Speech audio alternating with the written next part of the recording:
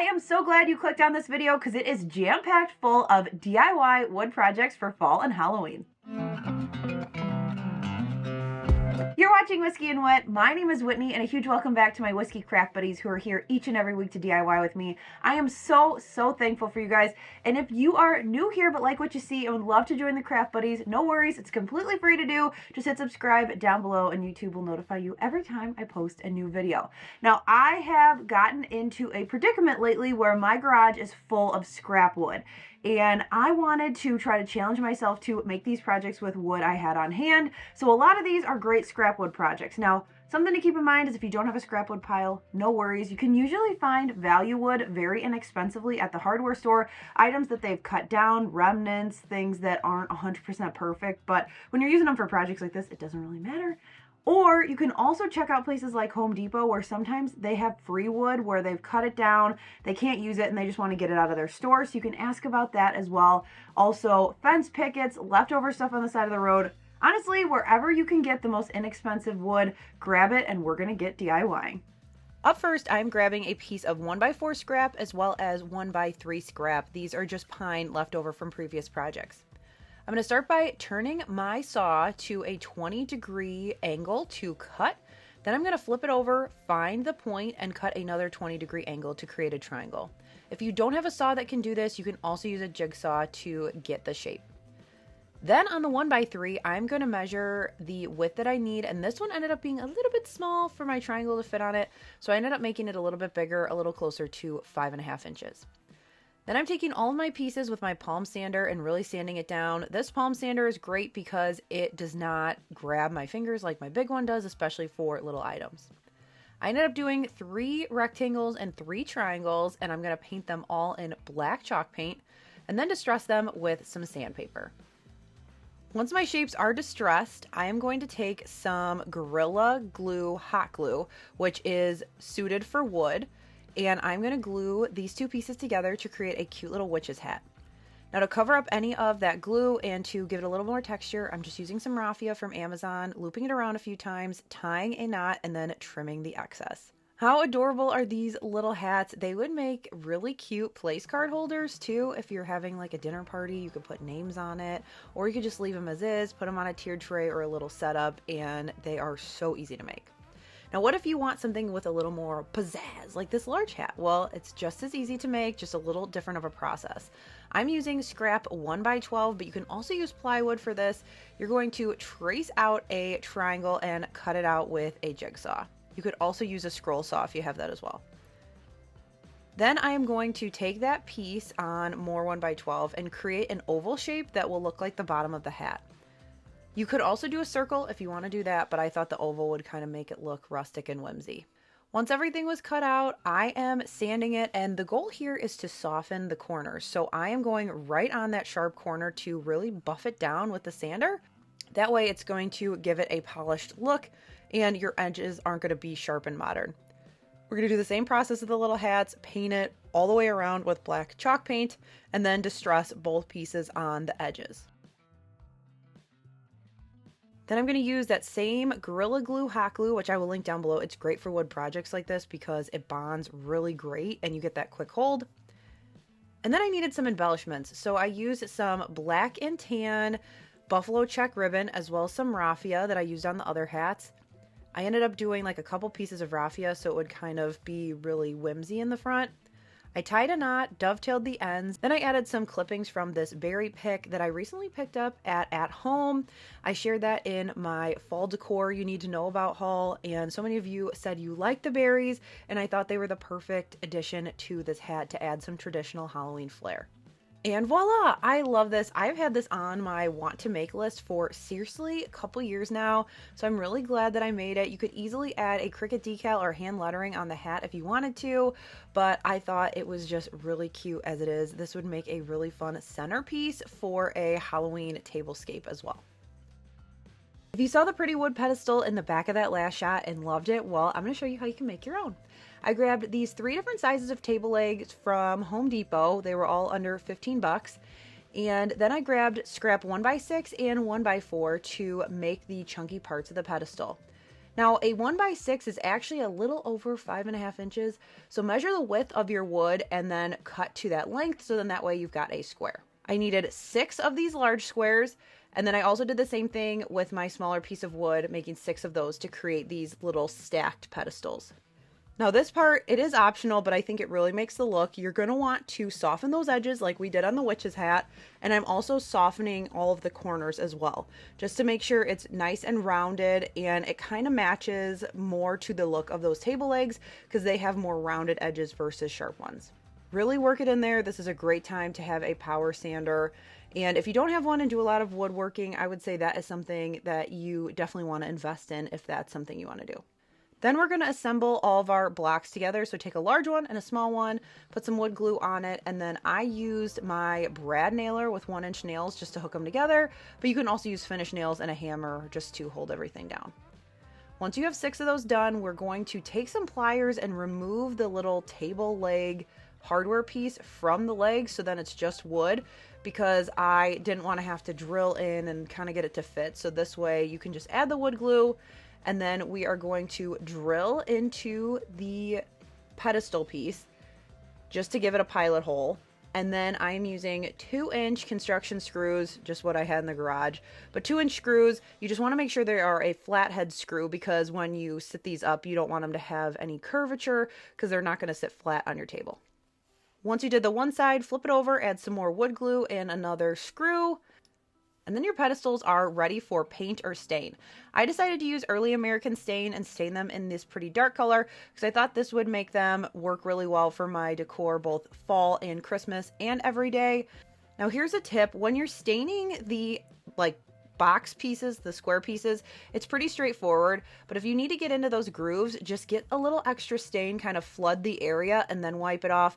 That will help you get into all of those nooks and crannies. And there you go. You can make as many as you want. This would be beautiful if you made like 6 and put them in a centerpiece. I'm going to use them for pumpkins like I'm doing here, but you could put candles on them. You could put a variety of different decor pieces. You could also make these and paint them black if you want more of a Halloween effect, or you could even use black stain or watered down black paint. So sky's the limit. I'm super happy with how these turned out, and I love that they're perfect for fall and beyond. One of my most loved and most downloaded files is this Man in the Moon, but I wanted to show you how you could take this under $9 round, 15 inches from Lowe's, and make one that is Cricut free. You do not need a Cricut for it. So the first thing you're going to do is stain your round so you have a dark base. Then I'm taking a chippy brush and some white chalk paint, and I'm getting off the excess, and then I'm going to put the white over the top. The goal here is to have that dark stain, which is Early American, shine through just enough that it gives you some texture. Then I created this template for you. You can print it out. It's 4 sheets of paper, and then you're going to cut it and put it together like a poster. It's going to line up in the center, and then you can trim around the outside to create a transfer or a stencil. Now, if you have graphite paper like I do, this is really helpful. If you don't, no worries. Just take a pencil and color on the back where you're going to transfer. It's going to do the exact same thing, but instead of having the paper in between, the lead from you coloring on the back is going to transfer. You're going to take some sort of utensil, whether that be a pen or a pencil. I like using a pen because I can see where I've worked, and you're going to trace all of those little pieces. This took me maybe 10 minutes, so it may feel tedious, but it's pretty quick. And then when you're done and you take off the graphite paper, you're going to have this little paint by number situation, even though you're just going to use black. I'm using my favorite paint markers from Amazon to trace the outside of this, and then that's it. That's all you have to do. I ended up sealing it real quick with just some clear matte spray paint. You can also use a spray polyacrylic or a wipe-on polyacrylic, whatever you have. But I like that it is sealed, so when I pack it away, it's not going to get scratched, especially the black paint. These sell for so much money, and I love this 15-inch round size. If you are a person with a Cricut and would like to make it or make a smaller one, I also have a Dollar Tree tutorial where you can use a Dollar Tree round to make your own, and then both the template and the SVG file are available over in my free file library. So if you're interested in this tutorial on how to make the one with the Cricut, I will link that down below. So I have a running list of all of the project suggestions that are sent to me by craft buddies, and this reversible sign was requested so many times. So I'm going to grab a 1x6 cedar fence picket as well as a 1x4, and I'm going to start by cutting the fence picket 2 pieces to 22 inches long. Then I'm going to take that 1x4 and measure for a hat brim. I just eyeballed it, and then I made sure to cut 2 pieces the same length so we can have one side reversible to the other side. To assemble this, it was super easy. Just add a little bit of wood glue, and then I used nails. You can also use like finish nails with a hammer if you don't have a nail gun. So something to keep in mind, you don't have to have a nail gun. And here is our reversible sign. Now, hindsight's 2020. I probably would have painted the stuff before I put it on in the future, but that's okay. I did the top of the snowman hat in black chalk paint, and then I used a chippy brush and white chalk paint for the snowman. I really wanted that beautiful cedar wood grain to show through. And then once I finished with that, I used the leftover paint on my chippy brush to add a little distressing to the hat, and that just really helped with the overall look. Then for the Scarecrow side, I decided to leave the bottom just the natural cedar wood, and then the top I used a baby wipe to apply some antique wax to give it a faux stained effect. Then it was time to draw on the face. So you guys know me, I always love looking up inspiration on Pinterest on my phone so I can look at something and then kind of make it my own, but also have an idea of like the elements in a Scarecrow face because I cannot just wing this. So inspiration images are my best friend. I added 2 eyes, eyebrows, a smile with some stitches at the bottom, and then I went into creating the nose with some orange paint. I painted it, and it didn't have to be perfect because I knew I was going to go back in with the black paint marker to outline it again. So I just got a rough triangle shape, and then I added some light pink paint and rubbed it in with my finger to create some cheeks. I didn't want them to be too red, so I just did a light ballerina pink. Here is that effect that I was talking about, adding the outline and the stitching to the outside of the orange nose. And then I added a little bit of white to the eyes and some accents to the cheeks. Then I flipped my sign over and had fun drawing, same thing, but doing a snowman face. So I painted my orange nose here. I'm going to go back through, same thing, and give it some black outlines. I did a different type of eye for this snowman, and I gave some eyelashes and then some little dots for the mouth. Now, when I was assembling this, I had to think about the fact that I would have items that maybe would impact the reversible side of the sign. So for my snowman, I got this buffalo check gingham ribbon, and I cut it to size, but I didn't glue it on or permanently attach it because it's going to impact the Scarecrow side. And I also tied a bow for the hat brim and just made the knot big enough so I could slide in this pine. Then that way I can remove it when I'm using the Scarecrow side, but the ribbon will just stay glued up there and I can kind of tuck it behind. Then for my Scarecrow side, I used some more of those at-home picks like we used on the witch hat earlier, and I put those together with a Dollar Tree sunflower and some Dollar Tree eucalyptus. I just did it very symmetrical on either side, wrapped the center with some jute twine so that would grip to the hot glue, and then I hot glued it right in the center of the Scarecrow's hat.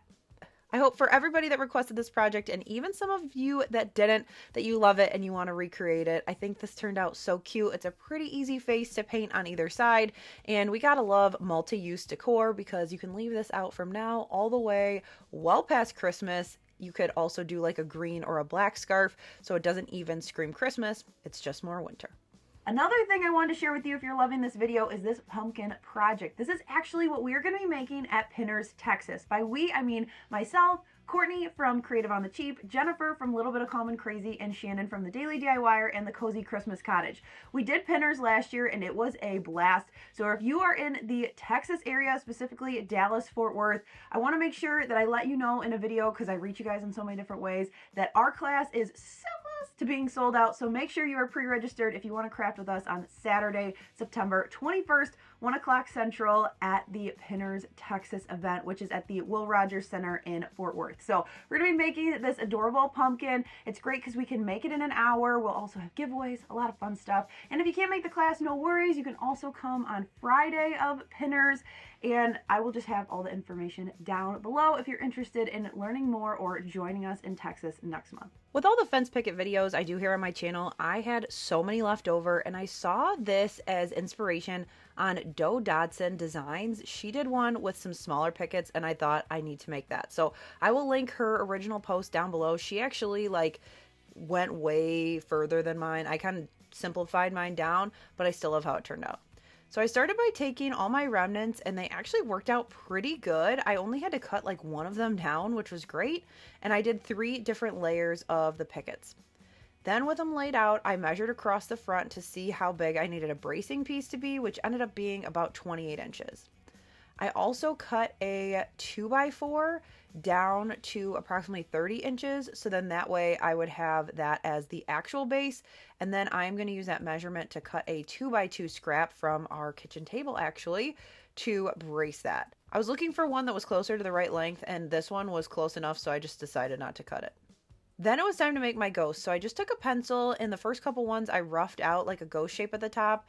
And then I just took my jigsaw and cut the shape. Once I got going, I kind of just started to wing it, and I didn't need to mark anything off. I just needed to kind of make some go right, some go left, some be straight, and I like that they don't all match. Then it was important to lay them back out because I needed to make sure that all of the curves went the right way and make sure that I didn't have to make any additional cuts. Then I made sure to give everything a really good sand, especially those fence pickets, because cedar is pretty rough naturally, and it is so much harder to paint if you don't. Then I'm taking my chippy brush, which I'm using all over this video. I have never used a chippy brush until this video, and you guys, I am obsessed. I just grabbed these because they were on an end cap at my local Ace Hardware when I went to go grab a new jigsaw blade, and I am sold. So I love the rustic look it gives it, and so I covered all of these with the chippy brush and the white chalk paint. Once it was all dry, I laid them all back out in the arrangement that I wanted and used my black paint marker to add faces to all of them. It's literally a collection of 2 ovals for the eyes and then either a circle or an oval for the mouth. Then my base went together relatively simply. I just added some wood glue to that 2x2 piece, clamped them together in this L shape, and then I went through drilled holes along as the clamps were still holding it together, and then I put some 2-inch construction screws in because I wanted to make sure that this was going to be a very solid base. Then I took my nail gun, again you can use those finished nails if you'd rather do that, and added my ghosts row by row. Then for the last ones, I got them where I wanted them, and I added some additional nails so that some in the middle were hooking to the back one just to make sure everything was solid. I cannot wait to get our living room clean of toys so that I can put this in front of our fireplace for like a spooky setup. Once I get it set up, I will share it either on the community tab or on my Instagram or both. I love this. Huge shout out to Doe Dodson Designs. Like I said, I will link the original post down below. It is so cute, such a good idea, and I am so glad I decided to do it with all my scraps. Something else I've seen all over the internet are these little trio sets, and I thought they would be cute for my table upstairs. So I had these scraps from our table pre-cut. My brother cut these off of the golden pine that we had, and so I just needed to trim off some edges. So to make the pumpkin, I took 45-degree angles off of each corner. I just cut one, eyeballed, and then I used the corner as a stencil for the rest of it. And then for my ghost, I just took larger 45-degree angles off of 2 edges. And then for my little cat, I had to measure in the center, and then I used my speed square to figure out where I needed to cut the ears, and then used my jigsaw to get that shape. Painting is so straightforward and easy. Obviously, pumpkin, orange, cat, black, and your ghost is going to be white. You can definitely go for whatever vibe you're feeling here, but I went with the traditional colors. Once it was dry, I grabbed a, you guessed it, chippy brush and some brown paint, and I made sure there wasn't a ton of paint on it, and I just did some distressing because my pumpkin was looking a little one-dimensional, so I did that. And then I also added the face to the cat and the ghost, and I distressed everything with some sandpaper. On top of my pumpkin, I added just this little Hobby Lobby like finial that I stained with hot glue, added some raffia, and then I also added some raffia to my cat to kind of break up that dark area. These would be a great project to do with grandkids. Let them paint the face, let them paint the wood. Great use of scrap, and also trios like this usually sell really well at vendor fairs and things as well. So you can honestly sell everything we're making today, but these are really easy for like grab and go situations at vendor fairs. One of my favorite things to make with wood are these crates because they're super versatile and you can customize them any way you want. So step one is you're going to decide how big you want your box to be. I decided to do 18 inches long from a 1x6 picket. Then I'm measuring the width of my picket so I can cut down the sides, which is approximately 5.5 inches. I've got my two sides here, and then we are going to measure from end to end to get a piece of wood that is going to overlap both the bottom as well as the two sides. Once I had those pieces, it was time to sand, and here is your cut list, all from the 1x6 picket. So 1 for the bottom, 2 for the sides, approximately 19 inches, and then 2 about 5.5 inches for the sides, but make sure you measure. Then we're going to assemble our box with the 2 short sides first with some wood glue as well as some nails. If you don't have a nail gun, no worries, just get some 1-inch finishing nails and you can hammer them in old-fashioned way with a hammer. This just makes it quicker, but you definitely don't need a nail gun for these projects. Once my 2 sides were set, then I went in with a little bit more wood glue and added either side, again, reinforce with those nails to hold it while the wood glue sets in place. Then I am going to use Provincial by Minwax to stain the inside, the outside, and the edges. I'm going to leave the 2 long sides not stained and then paint them so I have a neutral background to add my gingham print. Now these are actually some napkins I recently found in the Halloween section at Target. I fell in love with the print and I thought it gave a really fun fall but also a vintage country vibe. We're going to add some Mod Podge just like we did for those postcard signs a couple projects ago. Once it dries, we're going to add our napkin that we separated because it's 3-ply. I just want to make sure I have the thinnest side of it. And I'm going to apply it. Now it wasn't long enough to do the entire box, so I grabbed a second napkin, lined up the pattern, and did the same thing on the other side. Once that's all set, go through and give it a quick sand on the outside. This is just a sanding block I got from Dollar Tree. You don't need anything fancy.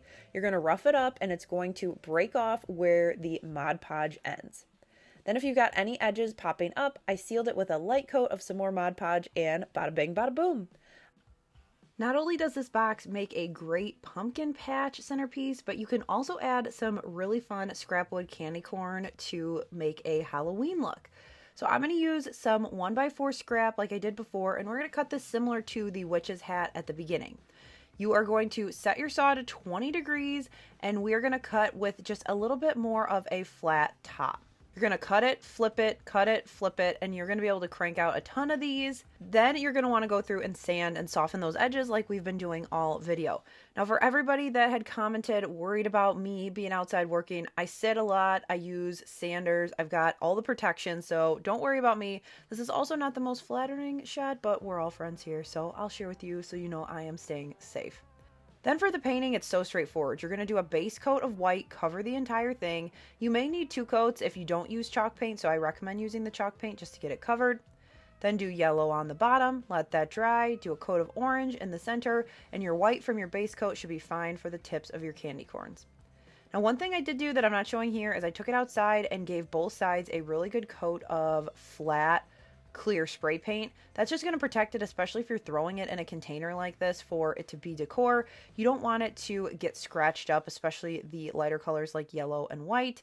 But once you have it sealed, you're good to go. And I love how all of these look in this container. I just lined the bottom with some leaf picks from Walmart and it looks so fall, so festive, and I love the colors of candy corn. I don't like eating it, but I do like how this decor looks. When I bought the wood round for the Man in the Moon, I grabbed 2 because I really liked that the sides were more flat than my Home Depot, and I don't go to Lowe's very often, so I had another idea.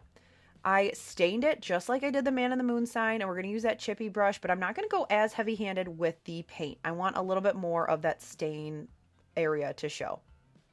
Once I'm done painting, I am going to give it 2 coats of this spray polyurethane to seal it before I add my hardware.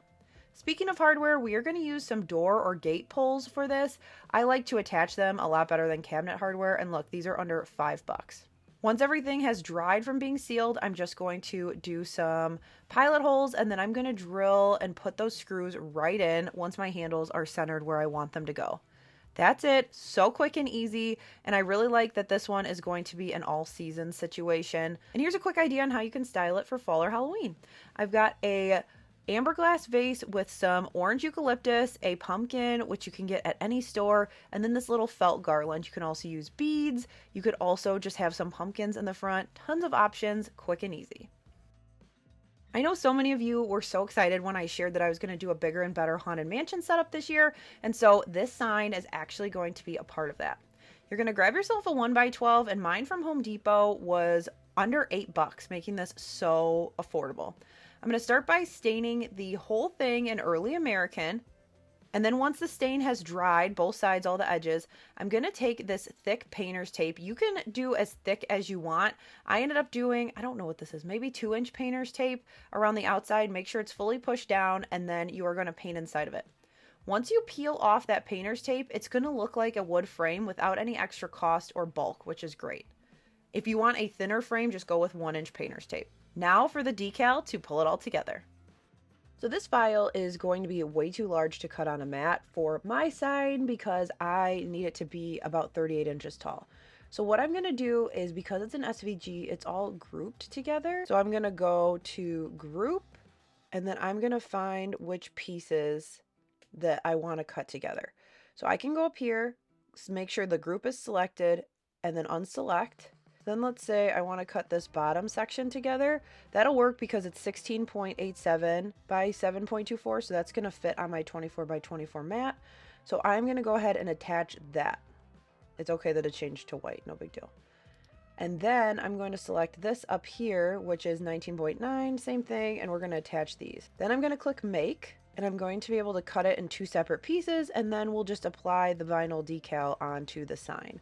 So that is a nice way of being able to cut a 2-part sign, and make sure that you attach those pieces, because if not, they're going to look all mumble jumbled, but once you have them, you're able to cut. I cut this out on matte white and black vinyl, my favorites from Oracle. I will have my favorite supplies that I'm using today linked down below, and I'm going to weed it. Now we're going to weed this like a decal. You're probably thinking we're not stenciling. No, this time we are just going to do the decal. This is going to live inside my house, but if you want it to be outside, you could definitely stencil it, or you are going to just seal the outside with a polyacrylic, let it dry, do a couple coats, and that is going to protect your sign and your vinyl. I've had a vinyl sign outside for a long time, and as long as it's sealed properly, it is going to last. I also have a Hey There Pumpkin sign. Both of these are free cut files over on my blog for you. And before I stuck it on my sign, I wanted to create 2 messy bows, so I made one in Haunted Mansion colors and then one in some fall colors. All you need to do is cut strips probably, I don't know, 10 inches long. We're going to dovetail the ends, and then we're going to lay them in a pattern, tie it around the center. Because the ribbon has wires in it, you're going to be able to bend it the way that you want. Then we're going to go ahead and apply to our sign. So the key here is that you're going to want to put something down like my blanket here, just so then that way your paint on the other side isn't going to scratch before you have the chance to seal it. I am going to put all of my pieces with some transfer tape onto my sign, and I'm going to get it where it needs to go. Then I'm going to take some painter's tape and do the hinge method, which is such a game changer, especially when you're piecing things together like this. Get everything where you want it to go, put some painter's tape over the top. Yes, that includes your transfer tape. And then you're going to peel back half of your decal. Go ahead and apply that, and then you're going to do that to the other side. But that tape is going to keep it in place, so no more trying to like guess if you are putting your stuff in the right spot. You know, because you lined it up meticulously, and then you use the tape to hold it. Once that's done, we're going to flip it over, do the back side, which is my Haunted Mansion sign, which I'm so excited about. And then I just added my cute bows with a stapler. I do that because then that way, if it gets warm or anything, if it's outside, you are not going to have melty hot glue. So I would go with a stapler or nails or something instead of the hot glue. I cannot wait to use this, but since it's not quite Halloween time yet, I'm going to do the Hey There Pumpkin first, and then I'll be able to reverse it. Now for the sealing, you're going to want to seal it before you add the bow on, just because that is going to keep everything nice and sealed. You don't want to have to try to do that around the bow. I absolutely love this, and both of these files, like I said, are over in my free file library. If you are new to my free file library or are looking for the password, all the details are down in the description. That is an exclusive to my email craft buddies, but the good news is it is free to join my email list. Hopefully this will help you get a jump start on your scrap wood pile before you head into the cold winter season. I know my husband is super happy that it went from this to nice and tidy. I still have some wood left. Obviously I wasn't going to use it all, but I definitely made some headway, and he was proud and happy to have a chunk of the garage back. Also, while you're down there leaving me a comment, expand the description. I've got more information on the Pinners Texas event, which is a live craft conference happening September 20th and 21st in Fort Worth, Texas. I cannot wait. I am so excited. If you are already signed up and joining us, let me know down in the comments. I cannot wait. I am so excited. I've been counting down to this trip like all year. Thanks so much for watching. Be sure to hit subscribe if you're new so you don't miss a future video, and I will catch you in the next one.